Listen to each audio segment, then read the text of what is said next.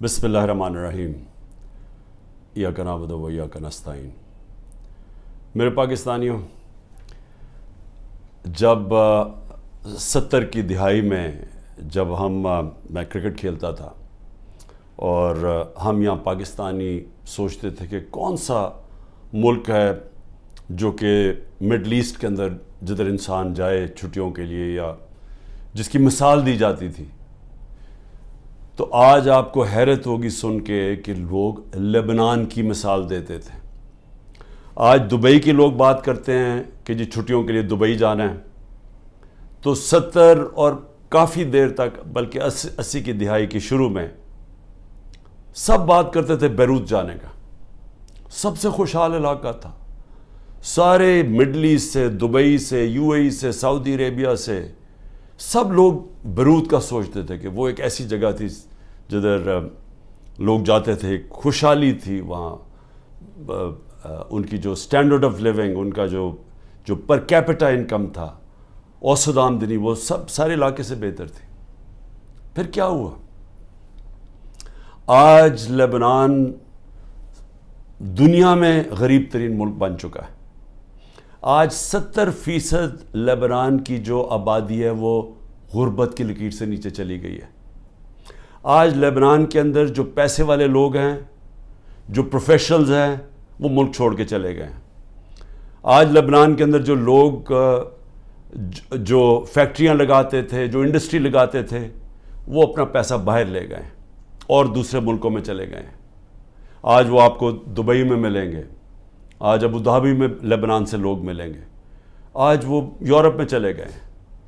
لیکن لبنان چھوڑ کے وہ لوگ چلے گئے ہیں جو جا سکتے تھے، جو پیسے والے لوگ تھے، جو ہنر تھی جن کے پاس پروفیشن تھا، وہ چھوڑ کے تو چلے گئے۔ رہ کون گیا؟ وہ لوگ جو باہر نہیں جا سکتے، جو غریب لوگوں کو ویزا نہیں ملتا باہر جانے کا، وہ رہ گئے ہیں۔ اور آج ایک وہ ملک جو خوشحال تھا، آج وہ بالکل وہ ملک بن گیا جس کو لوگ چھوڑ کے جانا چاہتے ہیں۔ میں آج اپنے ملک کی بات کرتا ہوں۔ میں اس لیے یہ کہہ رہا ہوں کہ یہ جو گریس کی سمندر کے اندر جو کشتی ڈوبی ہے، جس میں آپ کہتے ہیں تقریباً 300 پاکستانی تھے، ابھی تک ہمیں پورا پتہ نہیں، کیونکہ وہ انلیگل تھے، وہ ناجائز طریقے سے جا رہے تھے، تو اس کے ابھی تک پوری رپورٹس نہیں آ رہی۔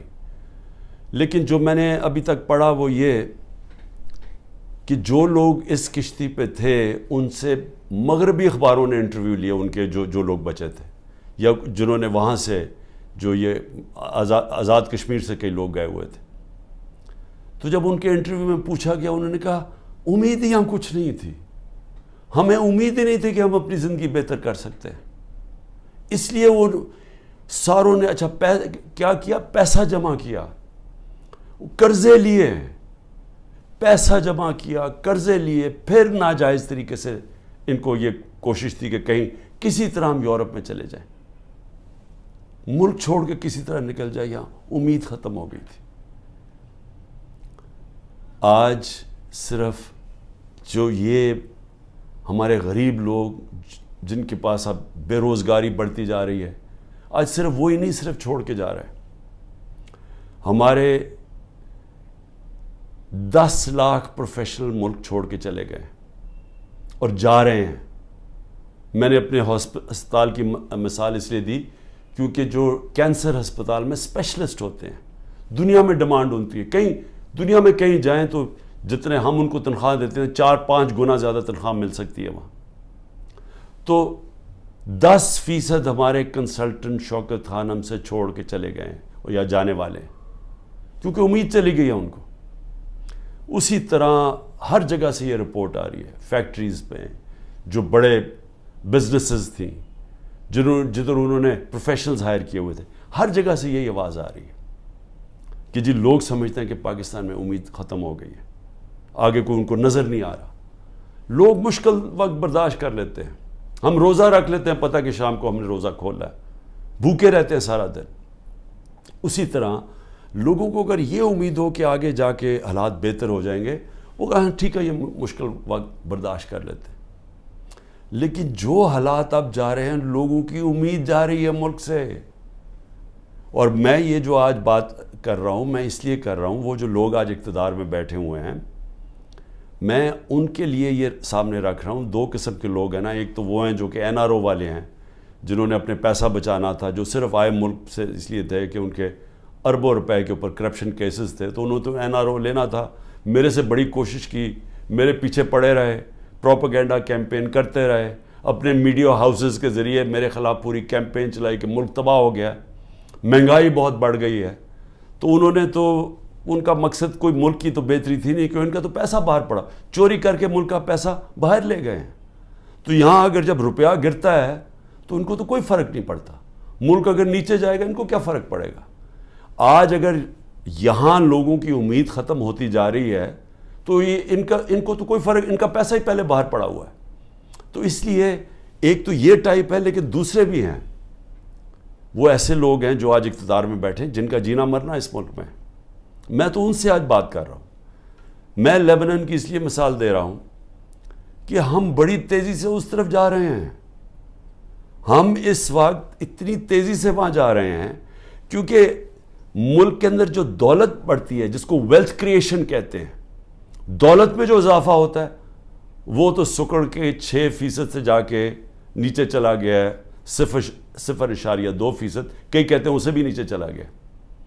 جو انڈسٹری جس کی وجہ سے روزگار ملتا تھا لوگوں کو, انڈسٹری جو ایک ایسی چیز ہے جس کی وجہ سے ٹیکس بڑھتا ہے, کیونکہ دولت بنتی ہے اس میں سے ٹیکس بنتا ہے, ملک کی آمدنی بڑھتی ہے, اس میں سے ایکسپورٹس بڑھتی ہیں, تاکہ آپ جو یہاں ڈالرز ملک میں آئیں. وہ جو انڈسٹری تیزی سے بڑھ رہی تھی وہ انڈسٹری تو نیچے چلی گئی ہے.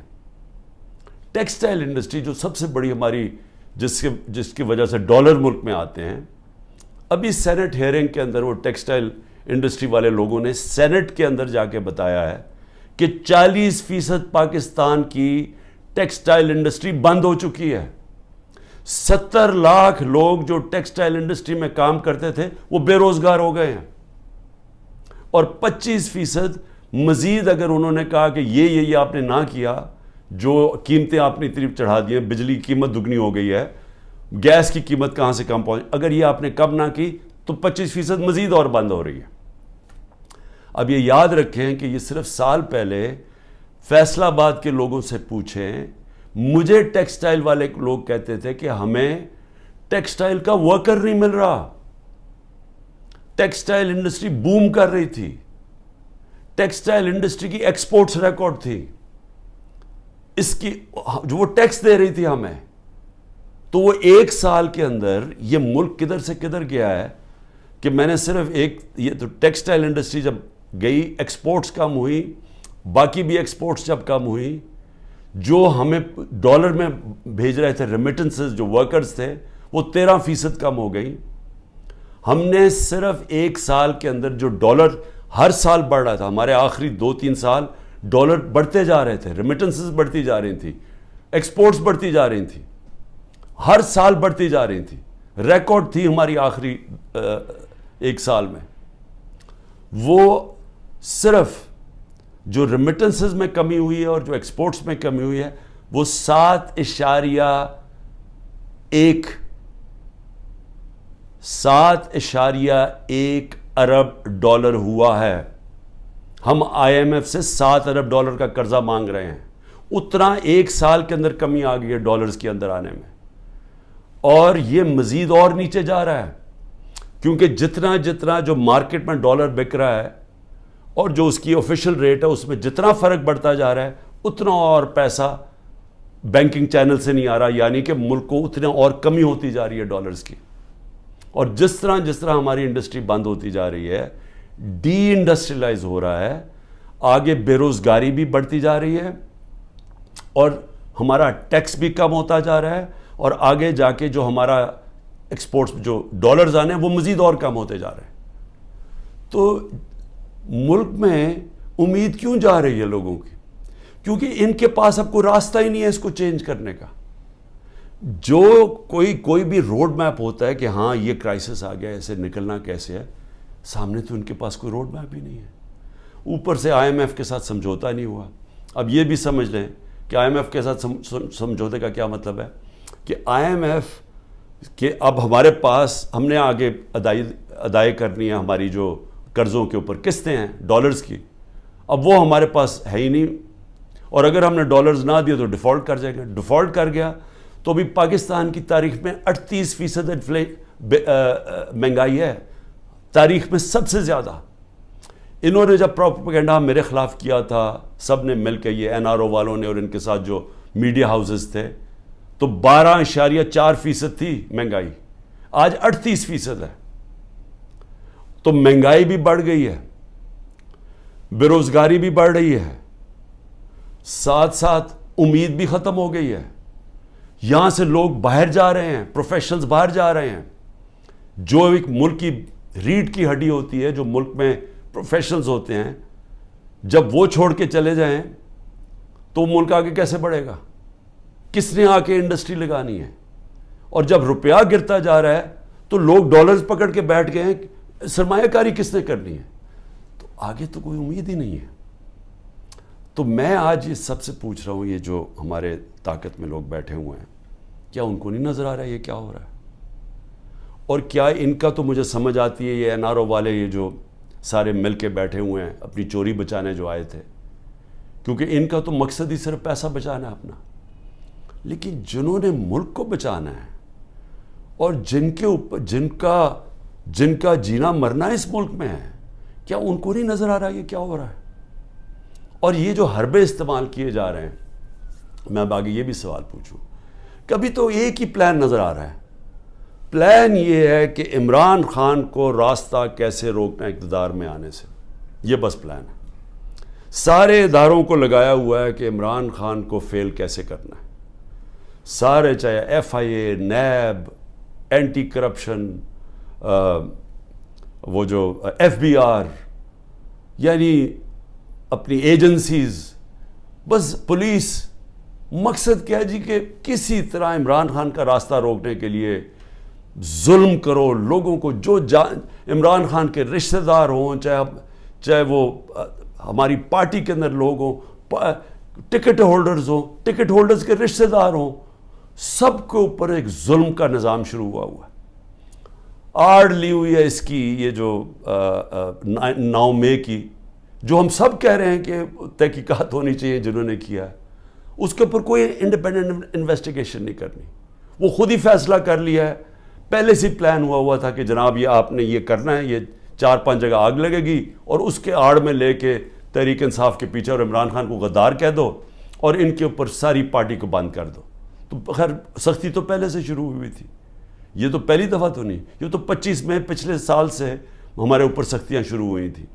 لیکن ایک اور لیول کی سختی شروع ہو گئی ہے, لوگوں کے گھروں میں گھستے ہیں, یعنی چلیں گھر توڑ دیا, چلیں لوگوں کو جیلوں میں ڈال دیا, چلیں یہ بھی ٹھیک, لیکن گھر کی عورتوں سے جو ہو رہا ہے, مجھے ابھی تک بچوں سے جو ہو رہا ہے, میں تو ابھی تک یہ میرے ذہن میں یہ پوری طرح چیز اس کی کوئی مجھے سمجھ ہی نہیں آ رہی. میں اس کو سمجھنے کی کوشش کر رہا ہوں کہ یہ کون سا ذہن ہے جو یہ کر رہا ہے کہ لوگوں کے بچوں کے اوپر, اسکول کے بچوں کے اوپر ان کی دھمکیاں دیتے ہیں, عورتوں کے اوپر. ابھی ایک ڈاکٹر طاہر ایکس منسٹر رہ چکا مشرف کے دور میں, وہ ساری میڈیکل کمیونٹی جاتی ہے اس ڈاکٹر کو, اس نے اپنی پوری کہانی لکھی ہے کہ کہتا میں گھر میں مجھے پتہ ہی نہیں تھا, نہ میں کسی مظاہرے میں شرکت کی ہے, گھر میں آئے, مجھے اٹھایا, گھر میں توڑ پھوڑ کی, بیوی کو بٹ مارے, بندوق کے بٹ مارے بیوی کو, اس کو جا کے چکی میں ڈال دیا, جو کہ وہ سزائے موت والے قیدیوں کو ڈالتے ہیں. وہ اس کے 2 مریض تھے, ایک مرگی کی مریض تھی, ایک اس کو سٹروک ہو چکی تھی, وہ ڈاکٹر تھا, 10 دن اس کو وہاں بند کر دیا. یعنی کوئی اس میں, یعنی ایسے کوئی حیوانوں کے آرڈرز دیے ہوئے ہیں کہ جو ملے اس کو پکڑ کے یہ ظلم شروع کر دو اس کے اوپر. لیکن عورتوں کے اوپر, اس کی بیویوں کو بٹ مارے, وہ کہتا, وہ اس نے اپنا لکھا ہے, کہتا چلیں ٹھیک ہے, مجھے کیا, مجھے اٹھا کے مجھے کھینچ کے جس طرح کے کوئی مجرم ہوتا ہے گھر سے نکالا انہوں نے, اور جس طرح گھسے رات کے 3 بجے. لیکن وہ بیوی کو بٹ مارنا، اس کے زخم کیے ہوئے ہیں. اور اسی طرح سارے یہ کہانیاں آتی ہیں کہ گھروں میں بیویوں عورتوں سے، عثمان ڈار کی والدہ سے بدتمیزی، اس کو دھکے دے رہے ہیں. یعنی یہ ہمارا دین تو خیر، یعنی وہ نبی صلی اللہ علیہ وسلم نے وہ ہدایتیں کی ہوئی تھیں کہ مخالفوں کے خلاف جنگ کے دوران، وہ بھی جنگ مخالف کے دوران، مخالف کے ساتھ، نہ ان کی عورتوں کو کچھ ہاتھ لگانا ہے، نہ ان کے بوڑھوں کو، نہ ان کے بچوں کو. یہ ہدایت تھی جنگ کے دوران. تو یہاں تو اپنے لوگوں سے کیا جا رہا ہے. ہم پڑھتے تھے یہ اخباروں میں کہ جی مقبوضہ کشمیر میں اس طرح گھروں میں گھستی ہے ہندوستان کی فوج. فلسطینیوں سے سنتے تھے، لیکن وہاں بھی عورتیں بچوں سے اتنا نہیں ہم نے سنا جو اب ہو رہا ہے. تو اس سے کیا، یعنی اس سے حاصل کیا ہوگا؟ یہ جو ظلم کر رہے ہیں لوگوں کے گھروں میں، گھر توڑ رہے ہیں، بزنسز بند کر رہے ہیں. آگے بے روزگاری ہے، لوگوں کی بزنسز بند کر رہے ہیں. وہ لوگ بے روزگار، اچھا پھر نوکروں کو اٹھا کے لے جاتے ہیں. مجھے ابھی یہ نہیں سمجھ آئی، وہ بیچارے نوکر جو اپنی بیوی بچوں کا پیٹ پال رہے ہیں، ان کو اٹھا کے لے جاتے ہیں اور ان کو مارتے ہیں، ان کے اوپر ظلم کرتے ہیں.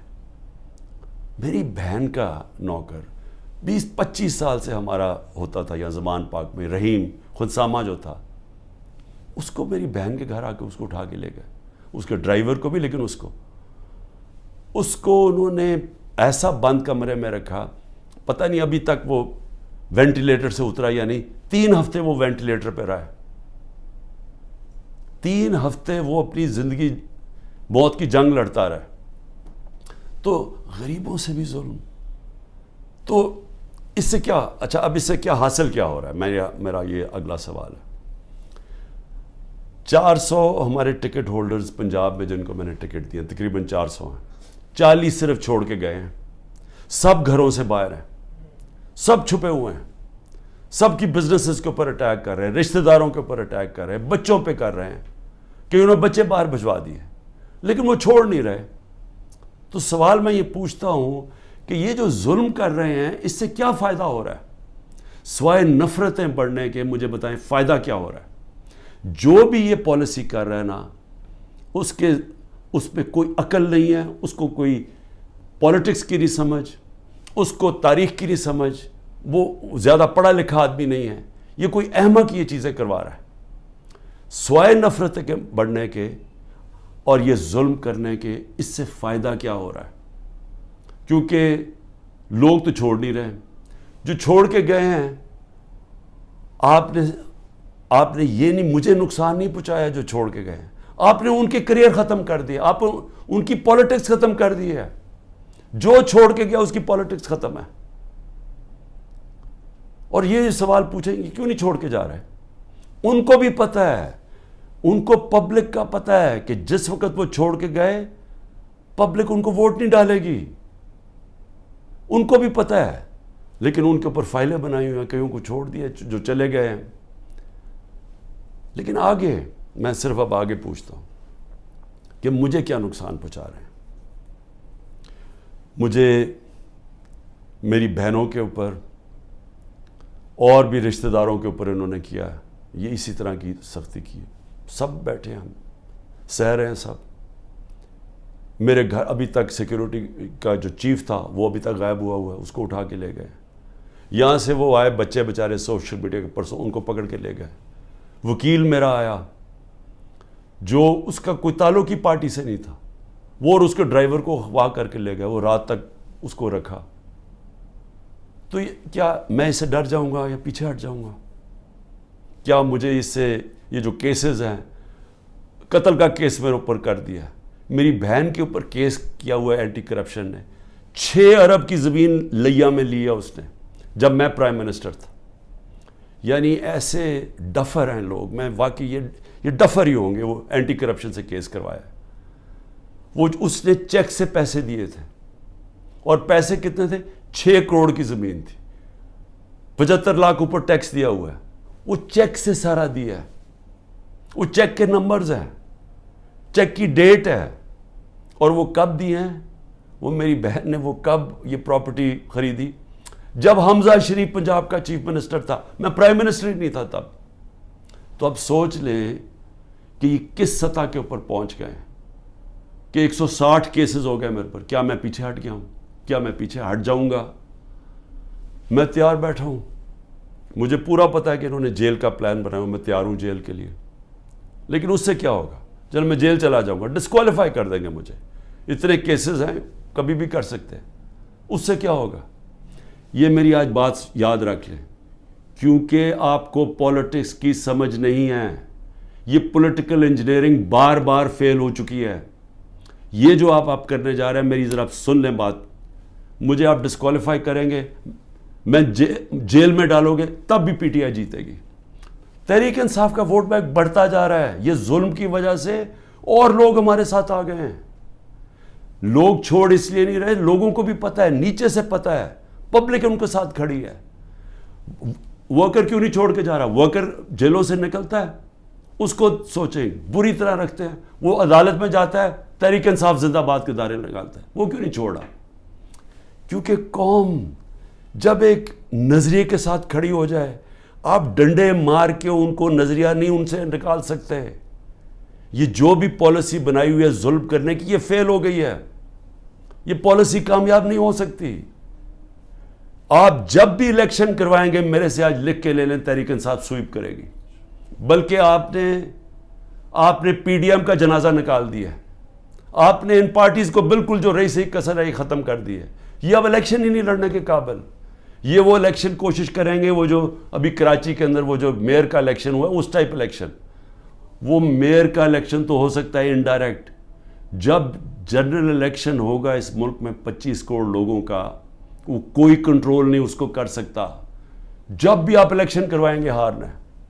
لیکن یہ ملک کا کیا بن رہا ہے؟ میں تو صرف اس لیے آج پوچھ رہا ہوں، میں بار بار ڈائلاگ کی بات اس لیے کرتا ہوں، مجھے اپنے ملک کی فکر پڑی ہوئی ہے، مجھے اپنی فکر نہیں ہے. کیونکہ جو بھی آپ کریں گے، مجھے یہ اللہ جب قوم ساتھ کھڑی ہے تو مجھے کس چیز کی فکر ہے؟ لیکن ملک کی فکر ہے. کیونکہ ملک، ہم لیبنن کی طرف تیزی سے جا رہے ہیں. ہمارا ملک تیزی سے نیچے جا رہا ہے.